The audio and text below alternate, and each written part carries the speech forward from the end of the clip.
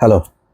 Fuel ক্রাইসিসটা খুব বড় ধরনের অ্যালার্মিং মনে হচ্ছে এই মুহূর্তে আমার কাছে। এতদিন ধরে যা যা হচ্ছিল তা একটা মোটামুটি লেভেলের মধ্যে ছিল। কিন্তু এখন ফুয়েল ক্রাইসিসটা বিশেষ করে গতকাল থেকে আমি পেট্রোল পাম্পের সামনে যে লাইনগুলো দেখতে পাচ্ছি, এমনকি আজকেও যে পরিমাণ লাইন আমি দেখতে পেলাম এবং তার আকার যেভাবে বড় হচ্ছে, আমি জানি না আগামী ৭ দিন পরে বা ১০ দিন পরে ঢাকাবাসীর কপালে কি আছে। আমি আসলে ঠিক পরিষ্কারভাবে জানি না। কেন এই কথাগুলো বললাম? সরকারের তরফ থেকে বারবারই বলা হচ্ছে যে অন্তত ২ মাসের জন্য জ্বালানি তেলের কোনো সংকট নেই। ওকে, ভালো কথা। সংকট নেই, আমি মেনে নিচ্ছি। কিন্তু আমি তাহলে ৬ ঘন্টা বা ৭ ঘন্টার জন্য, আমি বলতে আমার কথা শুধুমাত্র বলছি না, যারা গ্রাহক তাদের কথা বলছি। তারা কেন এই ৬ ঘন্টা, ৭ ঘন্টা, ৫ ঘন্টা একেকটা পাম্পের সামনে অপেক্ষা করছেন? তাহলে কিসের সংকটে আমরা ওখানে দাঁড়াচ্ছি? আমার তো সহজ ক্যালকুলেশন যে সংকট আছে তাহলে আমি পাচ্ছি না। সংকট নেই তাহলে তো আমি পাচ্ছি। তাহলে সংকট নেই কিন্তু আমি পাচ্ছি না। এই সমীকরণ তো আসলে সাধারণ মানুষের মিলবে না।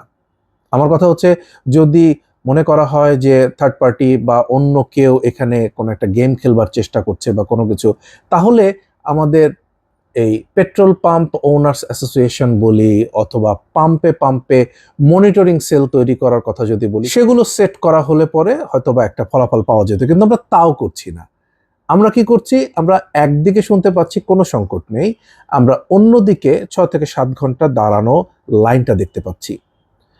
হিসাব তো মেলে না। ২-২ তো হয় ৪ হবে অথবা ৩-৩ ৬ হবে। ২-২ কিভাবে আমি ৫ চোখের সামনে দেখেও আমি ৫ কিভাবে বলবো? এই একটা বড় ধরনের জটিলতা। আর একটা ব্যাপার মাথার মধ্যে খুব করে ঘুরছে, সেটা হলো এই পৃথিবীতে আ বড় যারা ব্যবসায়ী বা সমস্ত পৃথিবীকে যারা নিয়ন্ত্রণ করে, তারা কিন্তু ধীরে, ধীরে এই ইলেকট্রিক যে ভেহিকল সেগুলোতে বড় ধরনের ইনভেস্ট করছে অনেক বছর থেকে। আমরা টেসলার কথা জানি বা আরো অনেক কোম্পানি আছে যারা সেখানে ইনভেস্ট করছে। আমার মনে হচ্ছে এমন কি কোনো গেম চলছে যে সমস্ত পৃথিবী থেকে সব ধরনের ফুয়েল কার একেবারে যেন মানুষ তুলে ফেলতে বাধ্য হয়। এটা তো একদিনে হবে না। ধীরে, ধীরে এমন একটা জায়গায় মানুষকে পৌঁছে দেয়া যে আর কোনো উপায় নেই। আমি আর পারবো না, এটাকে ক্যারি করতে পারবো না। এই গাড়ি ফেলে দাও অথবা সেল করো। ইলেকট্রিক কার, কারণ গ্যাসও যে আপনার সবসময় খুব ভালোভাবে গ্রাহকরা পাচ্ছে তাও কিন্তু না। গ্যাস নিয়েও নানা রকমের জটিলতা আছে। তাহলে দিন শেষে কি বাকি থাকবে?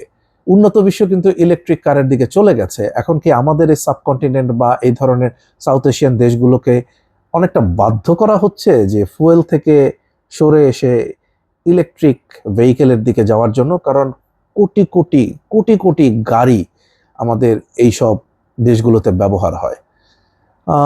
এইটা নিয়ে আমার একটা সন্দেহ জাগছে যে আমরা কোনো একটা গেম প্ল্যানের পার্ট হয়ে যাচ্ছি কিনা এবং আমাদেরকে ফেড আপ করে ফেলানো।